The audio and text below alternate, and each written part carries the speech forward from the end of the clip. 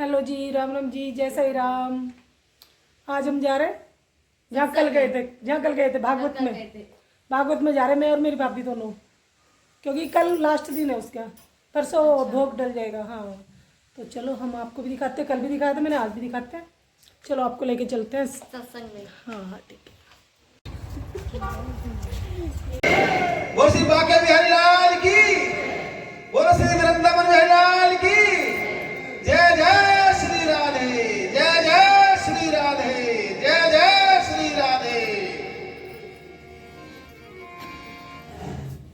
एक दिन एक मिलिट्री के ऑफिसर थे, मेजर साहब। वो कुछ साथियों को लेकर, वो बहुत भगवान में विश्वास नहीं रखते थे, तो जा रहे थे किसी मुहिम पर। उन्होंने चलते चलते, सर्दियों के दिन थे, तो जितने सोल्जर होते हैं, सिपाही होते हैं, चाहे मिलिट्री पर्सनल हो, जब कहीं किसी मुहिम पर जाते हैं तो अपने साथ एक थर्मस में चाय ले जाते हैं। वो भी सब चाय लेके जा रहे थे। तो उन्होंने, रास्ता इतना लंबा था, उन सबकी चाय खत्म हो गई। तो मेजर बोला कि मुझको तो चाय की इच्छा कर रही है। तो उन्होंने कहा हमारी सबकी चाय तो खत्म हो गई। तो उन्होंने रास्ते में देखा कि एक जगह एक दुकान पर लिखा हुआ है चाय की दुकान। तो उन्होंने कहा ठीक है, लेकिन उसका ताला लगा हुआ था।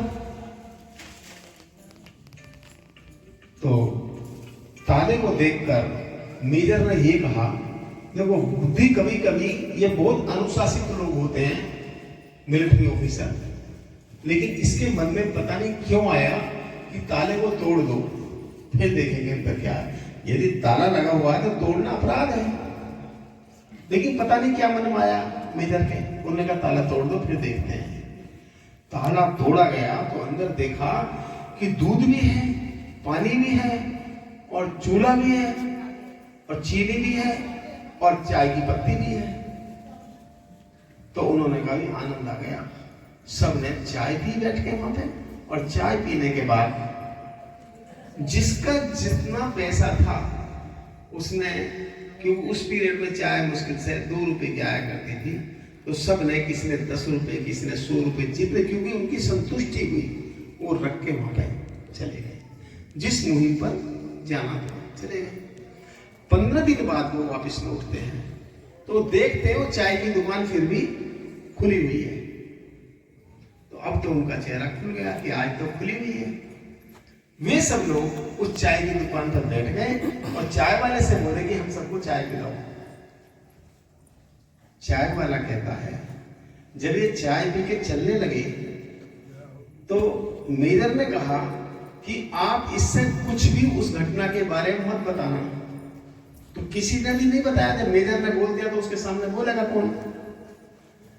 तभी चाय वाला बोला कि एक बात सुनिए, आप उनको बताओ, अब से 15 दिन पहले मैंने यहाँ पे आकर चाय की दुकान खोली थी, और 1 घंटा मैंने चाय की दुकान खोली, और मेरे घर से एक संदेश आया कि मेरा बेटा बीमार हो गया। मैं तुरंत दुकान बंद करके घर चला गया। मैंने अपने बेटे को डॉक्टर के पास ले गया। डॉक्टर ने जो फीस लेनी थी फीस ले ली, लेकिन उसने कुछ दवाएं प्रेस्क्रिप्शन के रूप में लिख दी। अब उन दवाओं को खरीदने के लिए जब मैं स्टोर पर गया तो उसने दवा 1000 रुपए की बैठती थी। मेरी जेब में इतना पैसा था नहीं।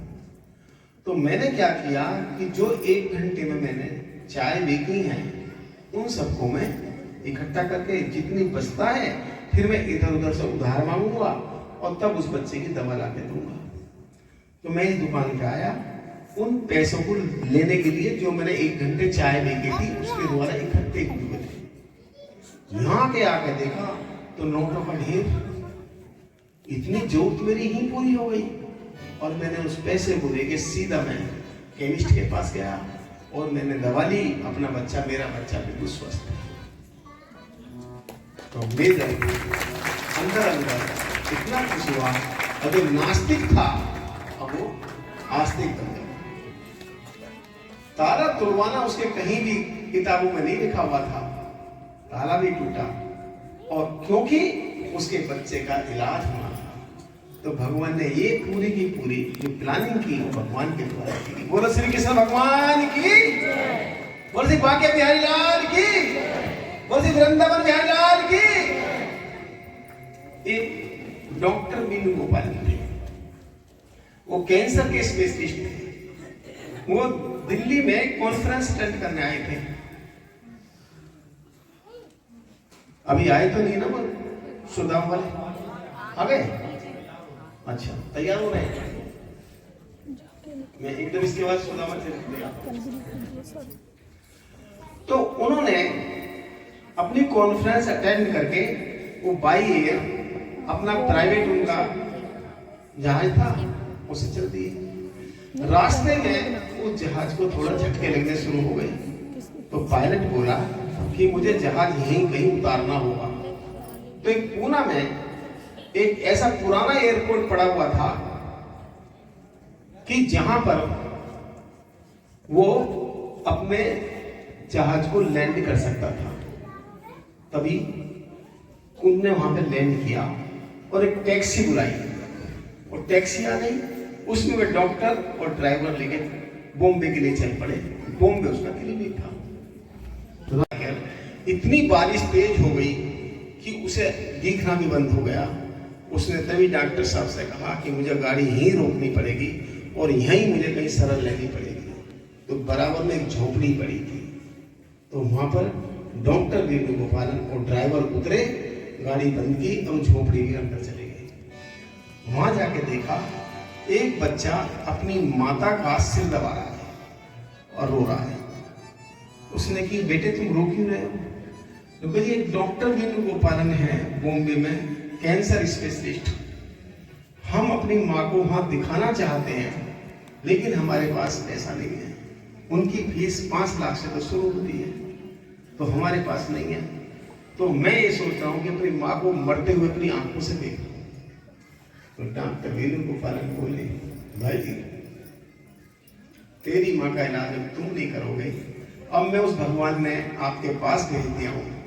क्योंकि जहाज का बीच में खराब होना, उतरना, टैक्सी का रास्ता डाइवर्ट हो जाना और तुम्हारी झोपड़ी में आके शरण लेना और तुम्हारी माता का कष्ट देखना, ये कोई साधारण चीज नहीं है। मुझे ऊपर वाले ने भेजा है, गाड़ी की है, चलो मैं गाड़ी ले जाता हूँ, किसी गाड़ी में बैठ के समाधि तूफानी बन जाओगे।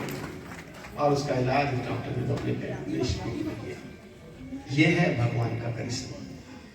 हमारी वो है जो सब लोग इसको जानते हैं।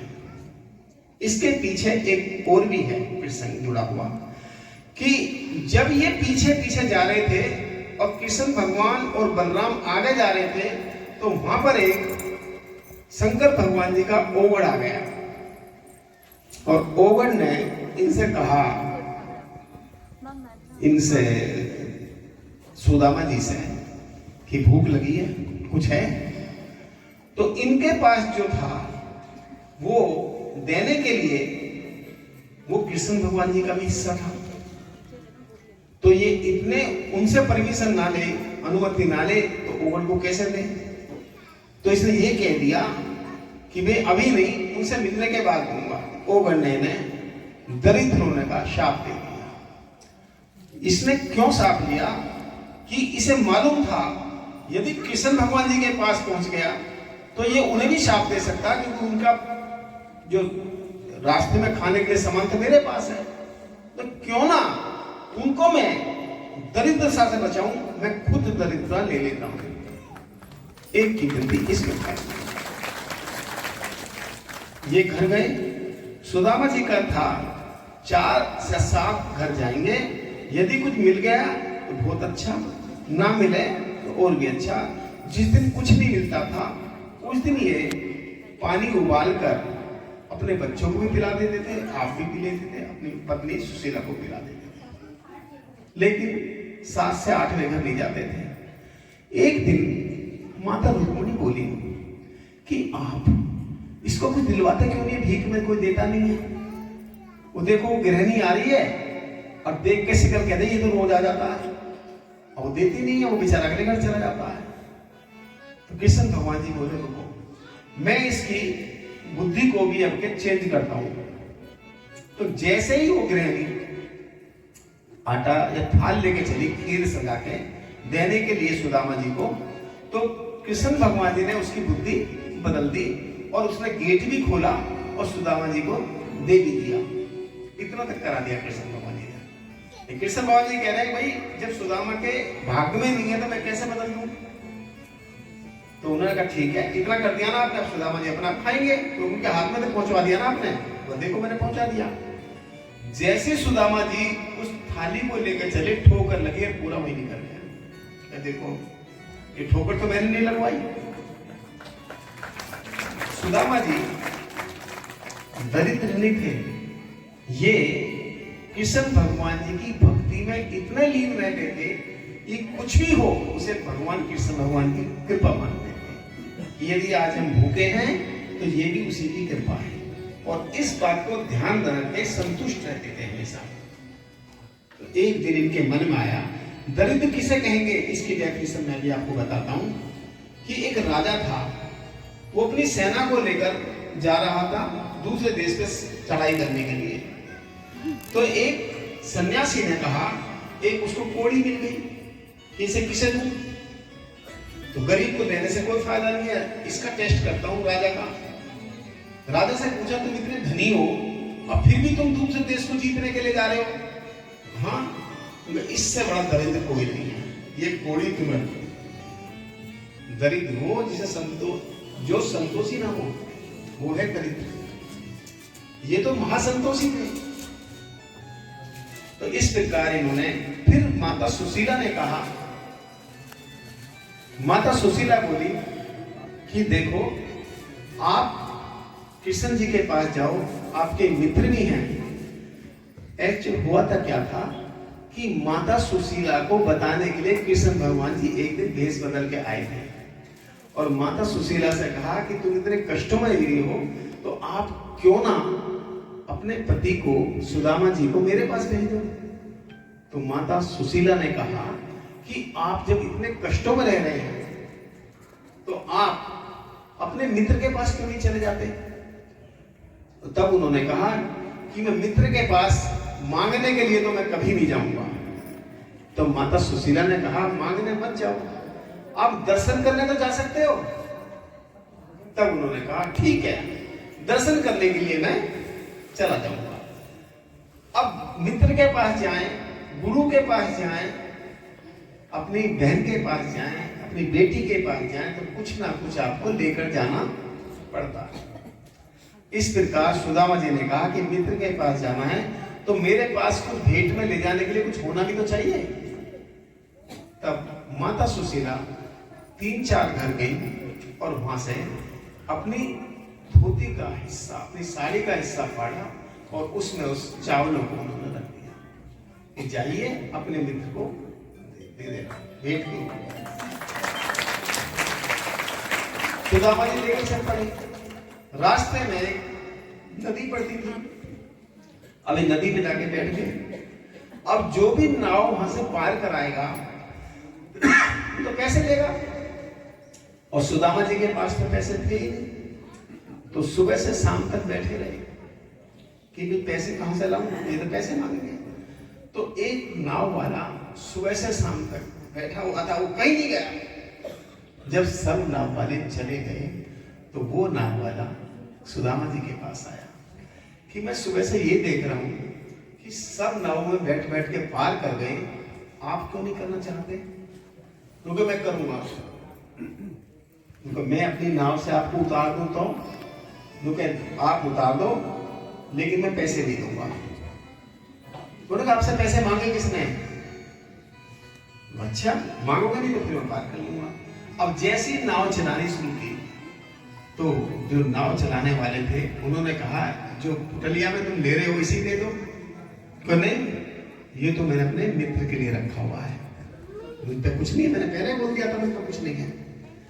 अब कृष्ण भगवान जी, वो नाविक और कोई नहीं था, वो कृष्ण भगवान जी थे। अब वो हिलाते रहे, अपने दोस्त को घुमाते रहे, उन्होंने नाव पार लगा दी। ये बाहर जाकर जैसे ही नाव को नैया समुद्र उससे नदी से पार हुई तो ये अपना एक पेड़ के नीचे बैठ गए। तभी कृष्ण भगवान जी ने इनको सहज सहित द्वारका पहुंचा दिया, नहीं तो द्वारका जाने में तो कई महीने लग जाते हैं। अब द्वारका में जाके देखा इन्होंने कि मैं तो ऐसी जगह था कि जहां पेड़ के नीचे बैठा हुआ था, मैं कहां गया? ये तो पूरी द्वारका सोने से बनी हुई है। तैयार हुए तो अब द्वारका में जाके उनके मन में आया कि ये तो मैं कहां गया। अब उनकी हिम्मत कैसे पड़े? वही एक सोने के महल में जिस आदमी ने सोना ही ना कभी देखा हो, गरीबी में गुजारा किया हो, और वह दरवाजे भी सोने के हों, महल भी सोने के हों, तो उसकी कैसे हिम्मत पड़ेगी अंदर जाने की? तब इन्होंने हिम्मत करके जो दरबारी खड़े हुए थे उन दरबारियों से कहा कि मेरा नाम सुदामा है, मैं कृष्ण भगवान जी का मित्र हूं। पहले तो उन्होंने उसको खड़ा भी नहीं होने दिया, बात पूछना तो बहुत दूर, उसको दूर भगा। लेकिन इनके मन में कृष्ण भगवान जी ने एक दिन पहले ये कह दिया था कि मेरे से कोई मिलने वाला है तो वापिस मत भेजना। तो दरबारियों को याद आ गया कि ये कल हमसे कहा था और आज ये हमसे ऐसा कह रहा है, इसका मतलब ये कोई जानने वाला है। लेकिन उनकी वेशभूषा ऐसी थी कि वो कभी भी ये नहीं सोच सकते कि वो कृष्ण भगवान जी के मित्र हो सकते हैं। कृष्ण भगवान जी ने उन्होंने मैसेज दिया, खुद बताने गए, और कृष्ण भगवान जी को जैसे ही पता लगा कि बाहर सुदामा खड़े हुए हैं, तो नंगे पैर अपने अपने जो उनका जो भी पहनते होंगे उस समय पे वो वहीं छोड़ दिया और वो दौड़े दौड़े सीधे सुदामा जी से आकर दिया। बोलो सुदामा जी की। तो सुदामा जी उनसे दोनों आलिंगन किया दोनों ने मिलकर और उनको अपने सिंहासन तक ले गए और वहां ले जाकर सबसे पहले उन्होंने मित्र का मिलन सोचोगे अपने मस्तिष्क में, तब आपको आनंद आएगा। तो उन्होंने सुदामा जी को जिन पर कपड़े जो उन्होंने पहने हुए थे वो ना जाने कितने दिन से वो कपड़े धुले भी पानी में ही थे, उस सुदामा के सिंहासन पर बैठाकर उनके पैरों के मुंह से कांटे निकाले उन्होंने। ये है प्रेम। प्रेम का मतलब होता है त्याग, प्रेम का मतलब होता है बलिदान। यदि प्रेम की एक जिंदी जागती आप उदाहरण लेकर चलना चाहते हैं तो वो उदाहरण है गोपियां, जो मथुरा और वृंदावन की डिस्टेंस को ज्यादा बड़ी नहीं है। रोजाना लोग सुबह जाते थे मथुरा और शाम को वापस आ जाते थे, लेकिन गोपियां दिन रात कृष्ण भगवान जी को याद करती थी, लेकिन कभी भी वो मथुरा नहीं गई। पता है क्यों नहीं गई? क्योंकि वो कृष्ण भगवान जी से प्रेम करती थी। और प्रेम की जो परिभाषा है वो ये है कि मैं जिससे प्रेम करूं उसके आनंद में कभी खगल ना करूं। ये है प्रेम। क्यों? कृष्ण भगवान जी द्वार उस मथुरा में रह के राजा के रूप में जो कार्य कर रहे हैं उनके कार्य में हम लोग बाधा ना डालें, इसलिए वो मथुरा नहीं जाती थी। ये है प्रेम की जीती जागती जाती। वो हमेशा ये सोचते हैं कि मेरा प्रेमी किसी भी तरह कोई कष्ट में ना हो। वो अपने स्वार्थ को जीरो कर देती हैं अपने प्रेमी के द्वारा। प्रेमी को खजल ना हो, कोई परेशानी ना हो, कष्ट ना हो, उसे कहते हैं। बोल श्री कृष्ण भगवान की, बोल श्री बांके बिहारी लाल की, बोल श्री वृंदावन बिहारी लाल की। जय जय श्री राधे, जय जय श्री राधे, जय जय श्री राधे। तो सुदामा जी सिंहासन पर बैठे, सभी ने किसी को कैसे लाया, किसी को कैसे लाया। शादी तो कायदे में एक भी नहीं हुई, तुम्हारी कम से कम एक हुई है तो कायदे से हुई होगी। अब ये आगे होनी है तैयार दे रहे हो। तो इस प्रकार सुदामा जी जब वहां से चलने लगे तो उनके मन में एक प्रश्न आया कि भाई आया भी हूं और इन्होंने तो कुछ दिया नहीं, चलो एक पीताम्बर तो है, इसे मैं ले चलो। कृष्ण भगवान जी बोले रुको रुको रुको, ये मेरा पीताम्बर तुमने उड़ा हुआ है, इसे तो दे जाओ। बोले जैसे जैसे करके मिला था एक कपड़ा पहनने के लिए, ओढ़ने के लिए, ये भी उतर बने। तो कृष्ण भगवान जी ने उनको फिर वहां से वहीं पहुंचाया और उस स्थान और उस शहर का नाम वहां सुदामापुरी बनाया और उधर विश्वकर्मा को आदेश दिया कि जाओ और वहां पे सुंदर, सबसे सुंदर एक नगरी बनाओ जिसका नाम सुदामापुरी, बहुत बड़ा महल बनाओ। और कृष्ण भगवान जी ने सुदामा जी को वहां पर पहुंचाया उसी शक्ति से जिस शक्ति से द्वारका बुलाया। अब ये वहां गए, वहां जाके इन्होंने देखा कि ये मेरा तो घर है नहीं, मेरा तो झोपड़ी थी।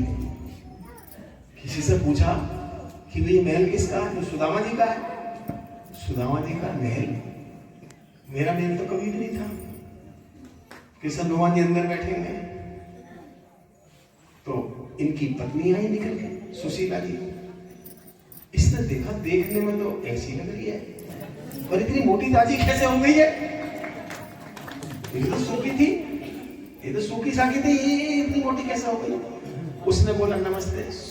सुशीला जी आओ आओ अंदर। तुम हो कौन पहले ये तो बता दो। मैं आपकी पत्नी हूं। आप मेरी पत्नी कहां से हो गई? आप तो बहुत मोटी ताजी नजर आ रही है इतनी जल्दी।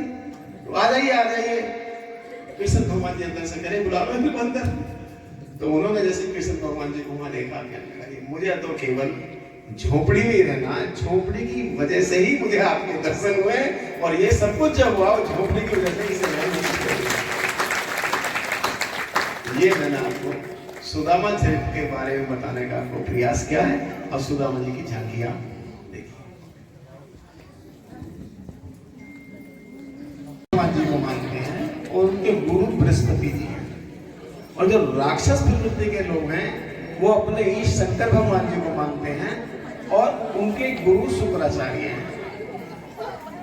तो इसी प्रकार शंकर भगवान जो भी उनकी, ये भोलेनाथ भी कहलाए जाते हैं, तो आशीर्वाद देने में ये अग्रणी रहते हैं। इसलिए राक्षस लोग जितने थे वो इन्हीं की तपस्या करते थे कि जिससे जल्दी हो इनको आशीर्वाद देना। तो एक राक्षस था, उसने इनसे आशीर्वाद लिया कि जिसके सिर पर हाथ रख देंगे वही भस्म हो जाएगा। उसका नाम भस्मासुर कह सकते हैं। अब उसको जैसे ही आशीर्वाद मिला उसकी बुद्धि बदल गई और उसके मन में विचार आया कि क्यों ना मैं शंकर भगवान जी के सिर पे ही हाथ रख दूं जिसे पार्वती जी को प्राप्त कर लूं। बस वो शंकर भगवान जी के पीछे दौड़ लिया।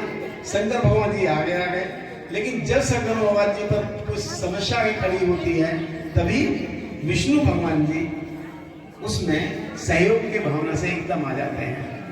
तभी उन्होंने एक रूप धारण किया विष्णु भगवान जी ने और उससे कहा कि ठीक है, सबसे पहले हम आपका टेस्ट लेंगे कि हम आपसे शादी तो कर लेंगे।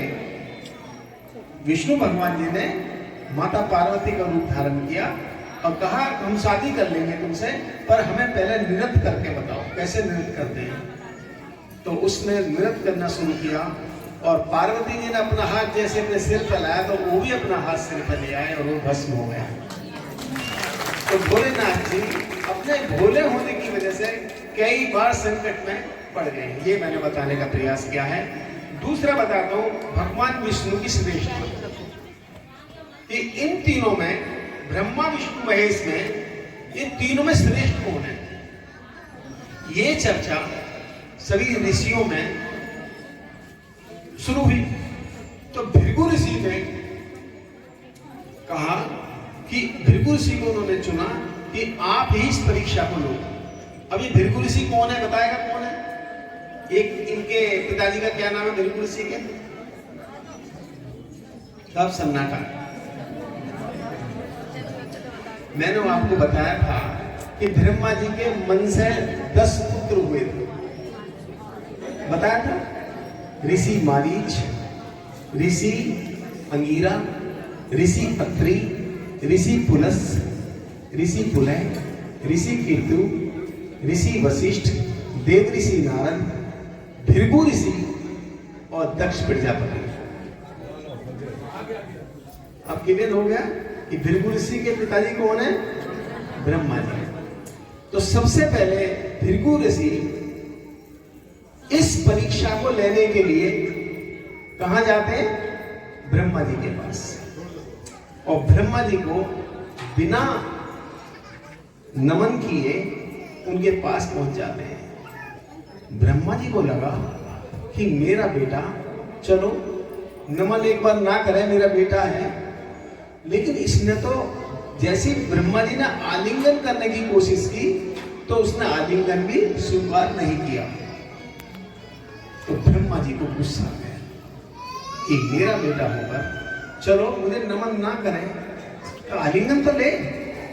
तो उनको गुस्सा आ गया और भृगु जी समझ गए कि ब्रह्मा जी को गुस्सा आ गया, इसलिए वहां से वो चले गए। फिर वो गए शंकर भगवान जी के पास।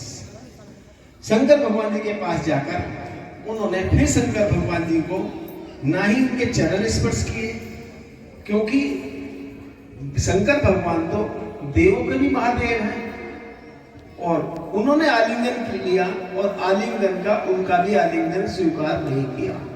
तो शंकर भगवान जी को बहुत गुस्सा आया कि इसने ना तो मेरे से नमन किया और ना मेरा आलिंगन स्वीकार किया। तब भृगु ऋषि विष्णु भगवान जी के पास पहुंचे और विष्णु भगवान जी के पास जाते ही उन्होंने अपनी लात पैर सीधा विष्णु भगवान जी की छाती पर मार दिया। विष्णु भगवान जी बोले, अरे मेरा भाग्य कि आज सुबह सुबह भृगु जैसे महात्मा ब्रह्मा जी के बेटे के मेरे दर्शन हुए हैं, और ये तो मेरा और भी ज्यादा बड़ा सौभाग्य है कि आपने अपने चरण, कमल रूपी चरणों का पद चिन्ह मेरी छाती पर हमेशा के लिए छाप दिया। तब उन्होंने देखा कि इन तीनों में यदि कोई श्रेष्ठ है तो विष्णु भगवान जी। आप कहीं भी देखेंगे विष्णु भगवान जी के छाती पर भृगु ऋषि के पैर के चिन्ह दिखाई देते हैं। चाहे आप लड्डू गोपाल ले लो, हमें मिलेंगे, सब जगह मिलेंगे। बोल श्री कृष्ण भगवान की। आगे आता है, ये श्रेष्ठता आ गई तीनों में।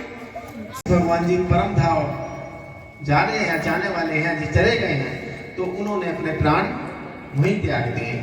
उधर बलराम जी ने भी अपना, वो भी अपने परम धाम को चले गए। इस प्रकार यदुवंशियों को शाप मिला। एक शाप और भी है। जब कृष्ण भगवान जी ने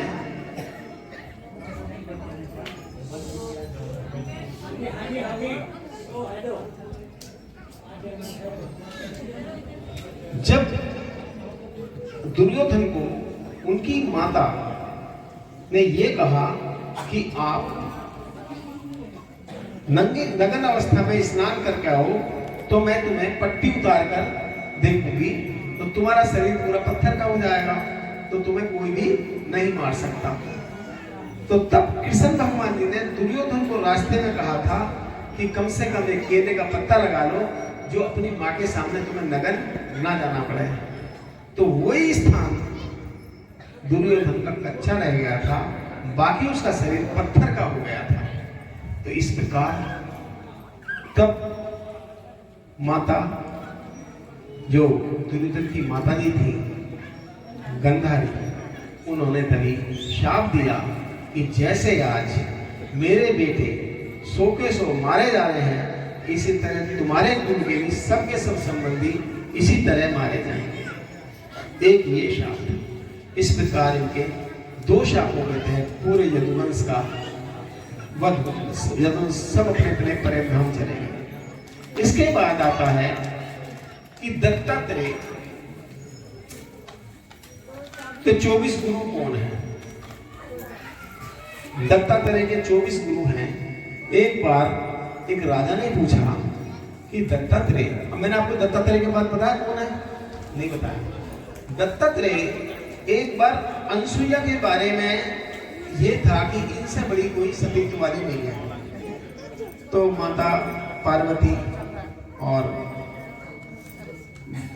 सरस्वती जी और लक्ष्मी जी, इन तीनों के पास गए देवऋषि नारद और उनसे कहा कि आप सबसे बड़ी सतीत्व वाली नहीं है, आपसे बड़ी तो अनसुईया है। तो इन्होंने ब्रह्मा विष्णु महेश से कहा कि आप उनकी परीक्षा लो। तो तीनों परीक्षा लेने गए माता अनसुईया के पास और माता अनसुईया से कहा कि हमें कुछ खाने के लिए भिक्षा दो। तो माता अनसुईया लेकर आई। तो उन्होंने कहा हम ऐसे भिक्षा नहीं देंगे, आप नग्न अवस्था में आओ बिना कपड़े पहने हुए। तो यदि वो मना कर देती है तो उनका सतीत्व खत्म हो जाता है। और उनका सतीत्व क्या कहता है कि कोई भी हमारे दरवाजे पर आएगा और भिक्षा मांगेगा तो हम उसी की शर्तों के अनुसार भिक्षा देंगे।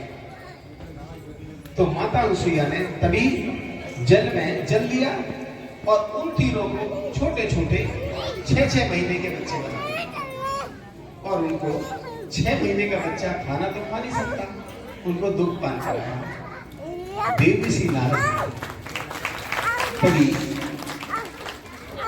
माता सरस्वती, लक्ष्मी और पार्वती जाकर कहा कि आपने परीक्षा के लिए भेजा था, अब आपकी परीक्षा होगी, आप पहचान लो अपने बच्चों में, उन 3 बच्चों से आपके पति कौन है। वो तीनों आई, किसी ने ब्रह्मा जी को उठा लिया, किसी ने शंकर भगवान जी को उठा लिया, किसी, यानी कि प्रॉपरली वो तीनों को अपने अपने पतियों को गोद में नहीं ले सके। तब उन्हें पता लग गया कि हमसे बड़ी अनसुईया है। तो अनसुईया ने ये सोचा, तो माता फिर उनके पास पहुंची, तीनों माताएं लक्ष्मी, पार्वती और सरस्वती, कि हमारे वापिस लौटा दो। तो फिर उन्होंने कहा अपने अपने को उठा लो, तो ये अपने अपने को उठा नहीं पाएंगे।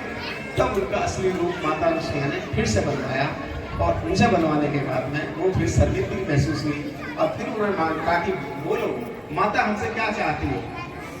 तो उन्होंने 3 बच्चे मांगे। तो 3 कौन से थे?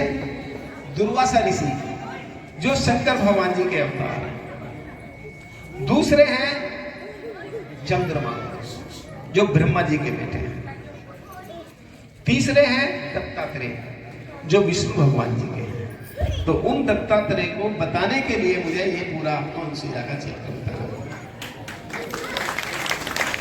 तो ये दत्तात्रेय हमेशा मस्त रहते थे।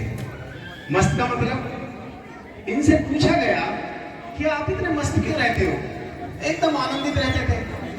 तो उन्होंने कहा मैं इसलिए आनंदित रहता हूं जिस पर हम दिन रात प्रहार करते हैं, हमसे बदले में कुछ नहीं बोलती, इतना धैर्य भरा हुआ है। तीसरे गुरु हैं जल, जिसके बिना हम नहीं रह सकते और बदले में हम कुछ नहीं देते। वायु, जिसके बिना हम सांस नहीं ले सकते लेकिन बदले में मेरे से कुछ नहीं लेती, ये मेरे गुरु है सब। अग्नि, बिना अग्नि के हम खाना भी नहीं पचा सकते। सर्प, जिसका कोई अपना भट्टी नहीं होता सांप का, वो किसी के भट्टे बढ़ जाता है। सांप से मैंने ये सीखा है। बाण बुनने वाले से मैंने ये सीखा है कि जब बाण बुनने वाला खाट बुनने वाला खाट बुनता है तो उसके बराबर से कोई भी निकल जाए उसे पता नहीं लगता। तो तन्मयता मैंने खाट बुनने वाले से सीखी है। फिर उसके बाद आता है कि मैंने जो पिंगला नाम की वैश्या थी उससे क्या सीखा है कि वो पूरे दिन ये इंतजार करती थी कोई ग्राहक आए, कि शाम को उसे उन्होंने उपदेश दिया कि जितनी तुम ग्राहक के लिए पूरे दिन इंतजार करते हो, भगवान के लिए इंतजार करोगे तुम्हारा उद्धार हो जाएगा। तो ये मैंने पिंगला से सीखा, जिसका उद्धार हुआ। हाथी से मैंने सीखा और मछली से मैंने सीखा। ये उसने 24 अवतारों के वर्णन करे, उसने बताए। इस प्रकार दत्तात्रेय के 24 अवतारों के बारे में बताने का प्रयास समय का अभाव है, इसलिए पूरे 24 आपको नहीं बता पाए।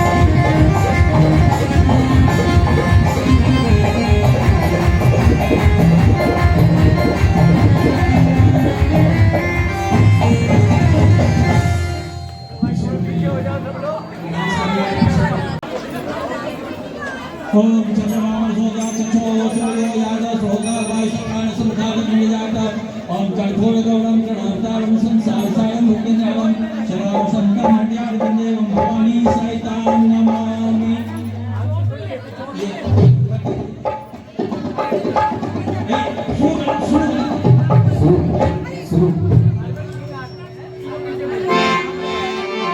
श्री भागवत भगवान की है आरती, अपनों को पाप से है तारती। श्री भागवत भगवान की है आरती, अपनों को पाप से है तारती।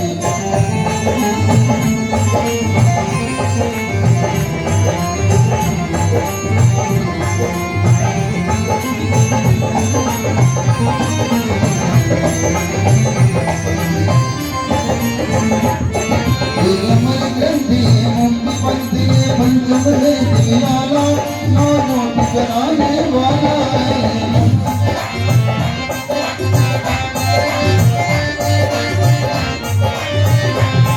हरि नाम यही हरि नाम यही हरि नाम यही हरि नाम यही जग ये मंगल की आरती, अपनों को पाप से श्री भागवत भगवान की है आरती, अपनों को पाप से तारती।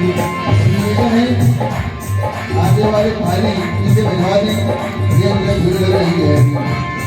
ये शांति पुनीत पापों बनवाने वाला, हर दर्द कराने वाला।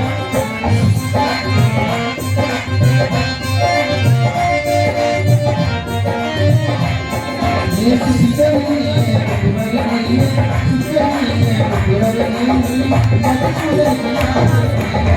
अपनों को पाप से तारती। श्री भागवत भगवान की है आरती, अपनों को पाप से तारती।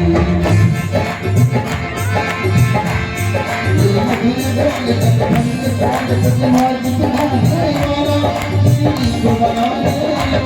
ये मधुर गंग जगभंग कांड सतमार्ग तुम्हारे वाला, इन्हीं को बनाने वाला। श्री राम यही जन श्याम यही श्री राम यही जन श्याम यही है, प्रभु माती अपनों को पाप से तारती। भागवत भगवान की है आरती, अपनों को पाप से तारती।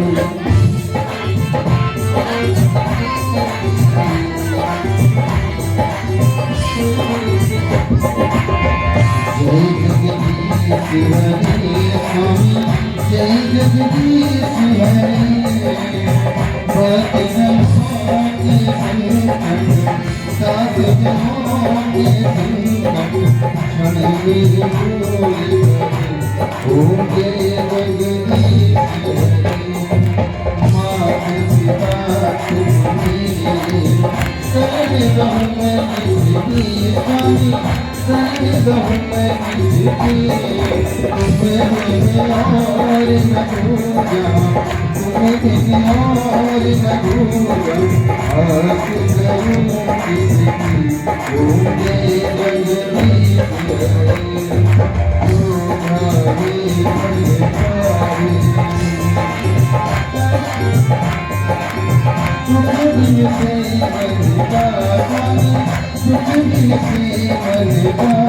सुख संपत्ति लयावे, सुख संपत्ति घर आवे ऐसी विनय करना भूखे जगदीश हरि तुम पूजन परमात्मा तुम अंतर्यामी स्वामी तुम अंतर्यामी पार ब्रह्म परमेश्वर तुम सबके स्वामी होते जगदीश्वर तुम करुणा के सागर तुम पालन करता स्वामी तुम पालन करता मैं सेवक तुम स्वामी मैं सेवक तुम स्वामी कृपा करो बरता होते जगदीश्वर तुम हो एक लोचन सबके प्राणपति स्वामी सबके प्राणपति मिलो दया मिलो दया तुमको मैं कुमति होके जगदीश्वर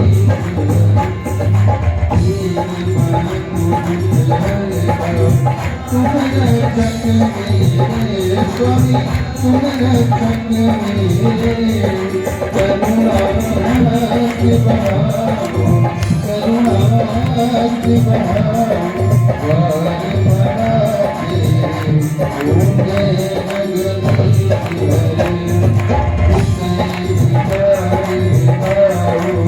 पाप हरो देवा स्वामी पाप हरो देवा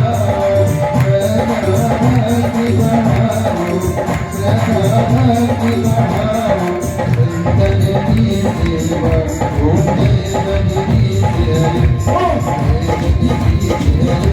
जय जगदीश हरि जनों के जनों के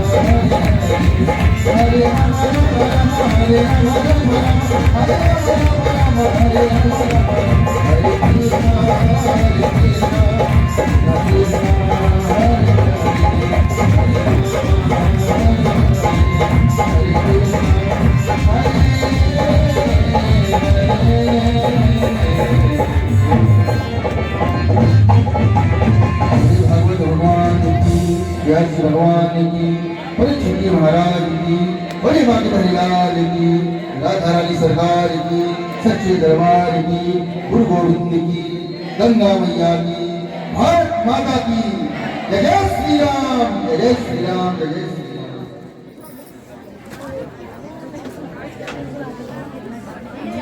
जी मैंने आज सबको शक्ति दे दो वगैरह मिल नहीं रहे मैंने आज शक्ति ले दो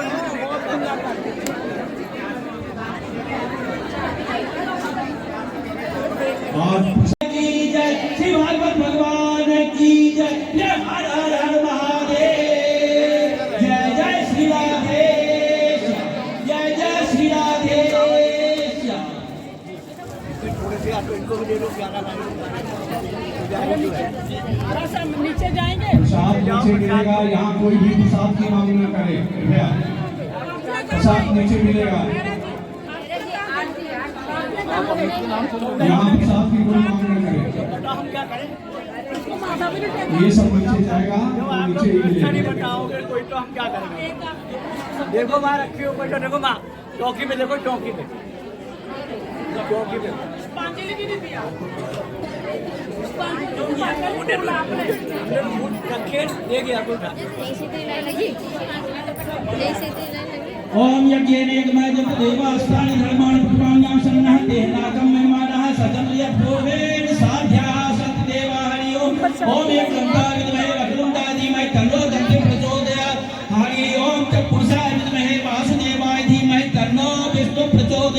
हरि ओम तत्पुरुषाय विद्महे वासुदेवाय धीमहि तन्नो कृष्ण प्रचोदयात् हरि ओम महालक्ष्मी च विद्महे विष्णुपत्नी च धीमहि तन्नो लक्ष्मी प्रचोदयात् हरि ओम तत्पुरुषाय विद्महे वासुदेवाय धीमहि तन्नो राम प्रचोदयात् श्रीमंत काम गुलजाम भगवान पुण्यागजादि चरणीय रसाल पुष्प बिल्वा प्रवाल तुलसी दल मंगले भी दीप पूजयामि जगदीश्वर में प्रसूत नाना सुंदर पुष्पाणि यथा कालो भवानि च पुष्पांजलि मया दत्ता ज्ञानाय परमेश्वरः पुष्पांजलि समर्पयामि।